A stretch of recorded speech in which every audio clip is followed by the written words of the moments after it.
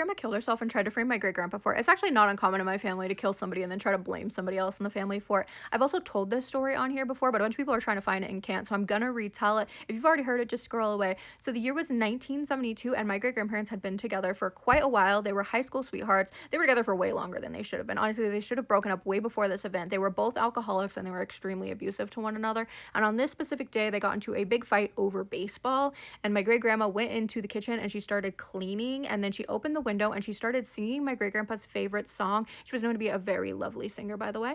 And then she walked towards my great-grandpa. It was a small duplex, and so the kitchen area was kind of combined with like a living area and a hallway. And when she got to where those areas meet and she was eye contact with my great-grandpa, she pulled out one of his guns and she blew her brains out right in front of him.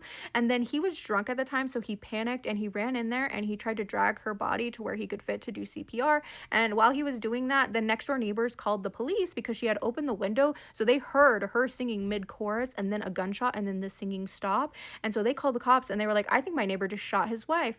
And so then the cops showed up, and when they got there, my great-grandpa was drunk and covered in her blood, and they were like, did you just shoot your wife? And he started crying hysterically and told them that he did not know. So he got arrested and taken in, and he was held there while the investigation was completed for a few days. And then they ended up finding that she had written a goodbye note on the back of a shopping list. So on the front of the list was her shopping list for everything that she needed to buy at the grocery store, and then when you flipped it over, on the back was her goodbye note where she was basically ripping up my great-grandfather and their relationship. And then when she stuck it to the fridge, she stuck it so that the shopping list side was up instead of her goodbye note. So it took a few days during that investigation for them to even find that note, and then for my great-grandfather to be released.